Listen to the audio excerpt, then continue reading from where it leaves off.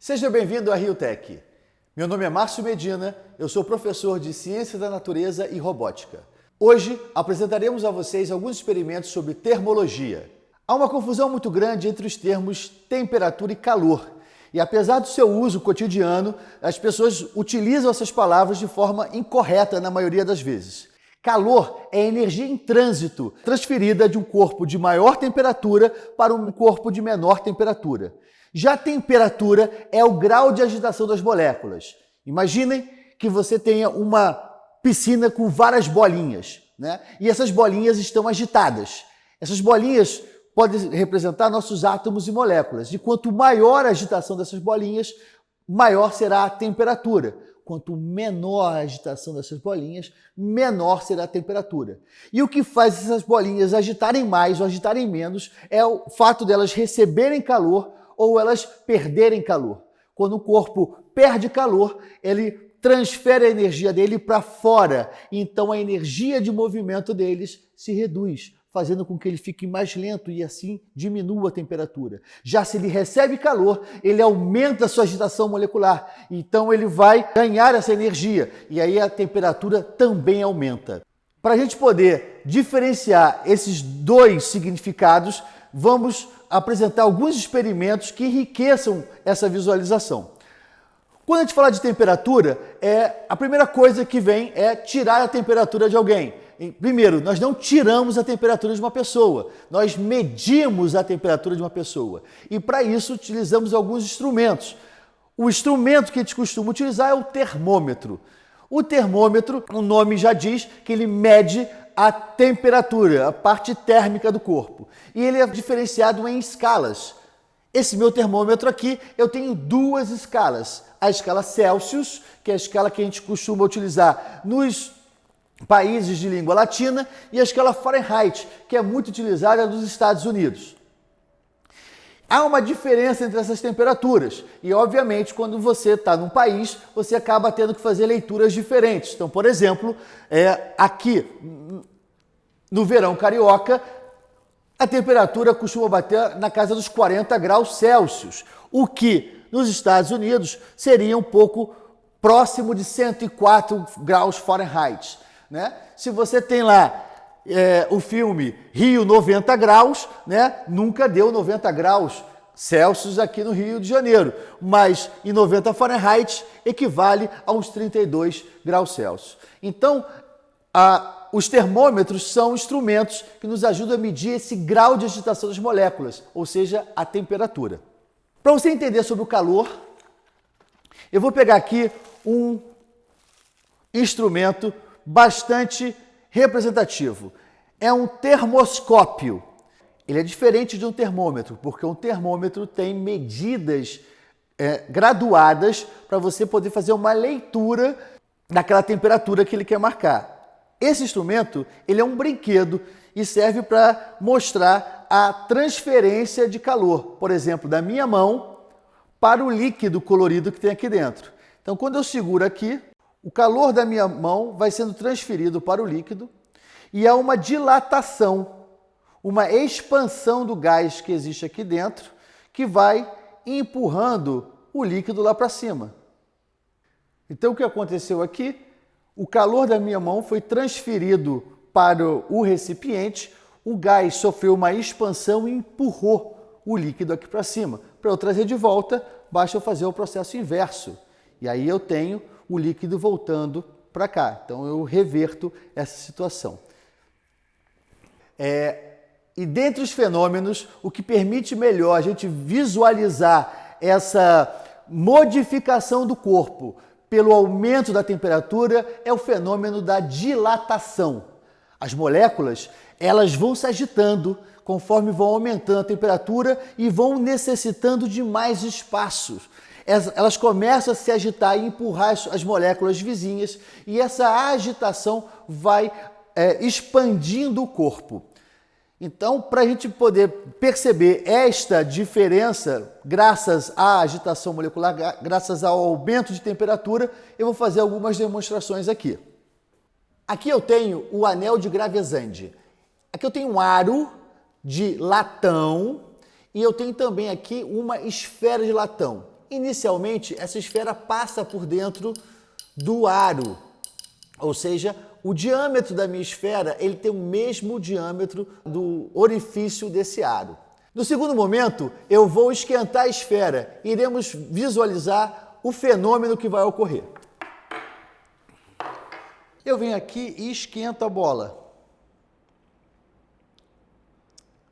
E ao esquentar a bola, esta bola aumenta a sua temperatura, aumenta o grau de agitação das moléculas e acaba aumentando de volume. E aí, uma vez aquecido, esse corpo aumenta de volume. Como é que eu posso verificar isso? Ele já não passa mais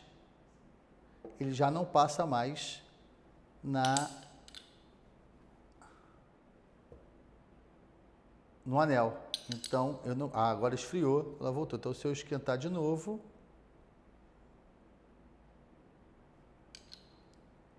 ele já não passa mais. Então, agora eles vão trocar calor, vai diminuir a temperatura da esfera, a esfera volta a passar. Mas uma vez aquecida, novamente aquecida, aumenta essa temperatura, ela se dilata e ela, de novo, não passa. Eu tenho aqui uma estrela formada por 5 ligas de metais diferentes, 5 hastes de metais diferentes. A primeira haste aqui é o alumínio, que faz nossas panelas. Depois vem latão, que faz, por exemplo, os instrumentos musicais, o trombone, o trompete. Nós temos aqui o aço, que está presente em muitas coisas da nossa vida, na lataria dos carros, etc. O níquel, que está muito presente nas moedas e também nas ferramentas. E o cobre, que é utilizado em canos de água quente, que é utilizado também como panela, que é utilizado como os fios condutores, os fios elétricos, eles têm na sua composição ali o cobre dentro deles, E na ponta de cada um deles nós temos um pouco de cera de vela. Eu vou aquecer esse meio aqui, esse hexágono, onde estão todos eles conectados, e ele vai distribuir calor para todas essas hastes. A velocidade com que isso vai se propagar, que esse calor vai se propagar em cada uma das hastes, vai depender do material de que cada haste é feito. Então, nós iremos verificar aqui qual a ordem desses materiais, são os melhores condutores e quais são os menos condutores de calor. Lembrando que todo bom condutor de calor também é um bom condutor de eletricidade. Então, vamos verificar isso aqui agora. O cobre já está derretendo. O alumínio começou a derreter.